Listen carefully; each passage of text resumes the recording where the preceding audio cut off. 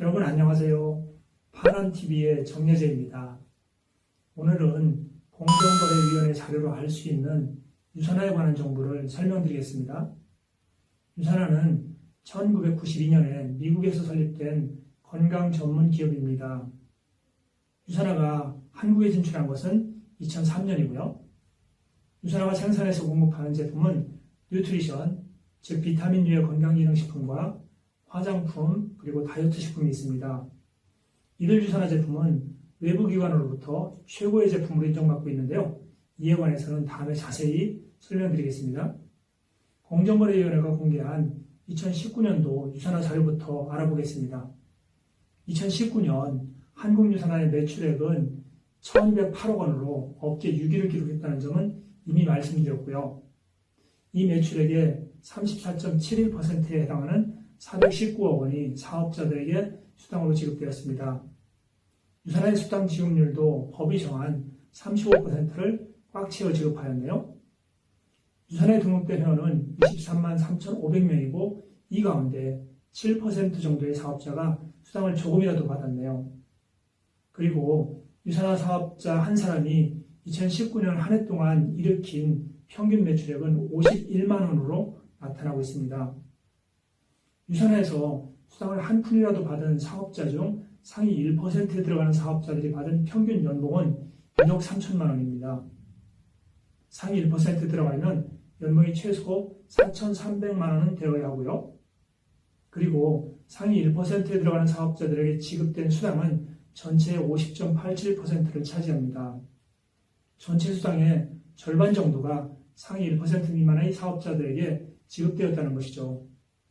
그리고 상위 1에서 6% 사이에 들어가는 사업자들의 평균 연봉은 1,400만 원입니다. 상위 6% 안에 들어가는 사업자들이 받은 수당은 전체의 78.42%를 차지하고요. 유산화의 대표적인 종합비타민인 헬스팩은 2019년 한 해 동안 338억 원 정도 판매되었네요. 유산화도 2019년에 후원수당 산정 기준에 대한 변경을 3개월 전에 미리 사업자들에게 통지하지 않았다는 이유로 80만 원의 과태료 처분을 받았습니다. 우리 방문 판매 등에 관한 법률은 사업자나 소비자를 보호하기 위해 네트워크 마케팅 회사들을 과하다 싶을 정도로 아주 엄격하게 통제하고 있습니다. 제 개인적인 생각으로는 개정되어야 할 부분도 많지만 긍정적인 면도 크다고 판단됩니다.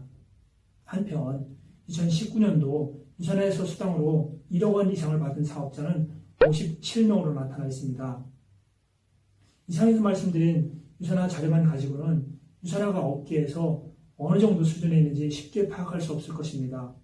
그래서 업계 전체 그리고 상위 8개 회사와 비교해서 설명드릴게요. 숲을 볼 수 있어야 내 나무의 크기를 알 수 있잖아요. 도표를 보면서 설명드리겠습니다. 1인당 연 평균 매출액은 130개 회사 평균이 62만 원, 상위 8개 회사 평균이 142만 원인데 반해 유산화는 52만 원이네요. 유산화의 사업자들이 그만큼 적은 부담을 갖고 사업한다는 의미입니다. 수당받은 사업자의 비율도 130개 회사 평균이 18.22%, 8개 회사 평균이 28.17%인데 반해 유산화는 7.07%입니다. 유산화가 수당 파일을 보다 적은 사람들에게 나누어주고 있다는 의미입니다.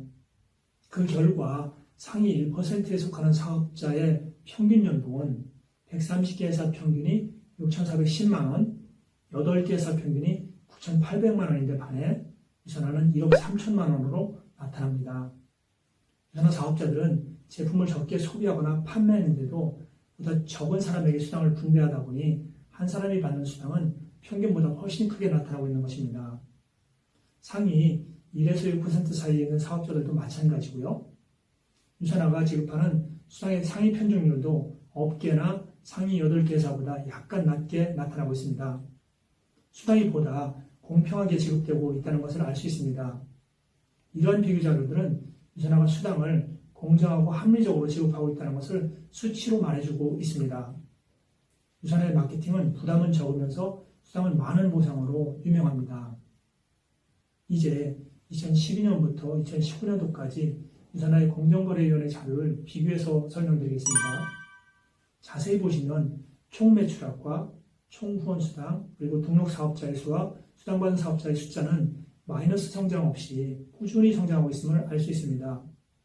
공정거래위원회 자료를 가지고 제가 직접 확인한 바에 의하면 유산화는 2007년도 이후 현재까지 한 번의 마이너스 성장 없이 지속적으로 성장하고 왔습니다.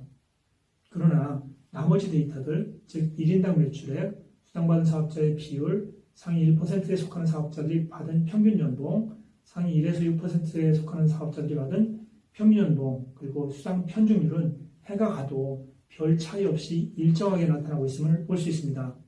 이들 데이터들이 해가 가도 변하지 않는 이유에 대해서는 지난번에 제가 한국 아메를 설명하면서 말씀드렸습니다. 유산화가 매우 안정적인 회사라는 것을 의미합니다. 또 그동안 유산화의 보상 플랜의 근간이 변경되지 않았다는 것을 의미하고요. 유산화 보상 플랜이 크게 변경되지 않는 한 이들 데이터는 앞으로도 같은 수준으로 나타날 것입니다. 마지막으로 유산화의 대표적 뉴트리션인 헬스팩의 매출액을 연도별로 정리해 두었습니다. 헬스팩의 판매가 크게 늘어나고 있음을 한눈에 볼 수 있습니다. 헬스팩이 국내에서도 건강기능식품 대상을 연속 수상하고 있는 것을 볼 때 그 매출액은 앞으로도 크게 성장할 것으로 예상됩니다. 이제 다음 시간에는 2019년도에 폐업한 몇몇 회사들의 사례를 공부함으로써 개별 네트워크 회사들의 미래를 엿볼 수 있는 안목을 키워보도록 하겠습니다. 다음 시간에 뵐게요. 오늘도 파랑합시다.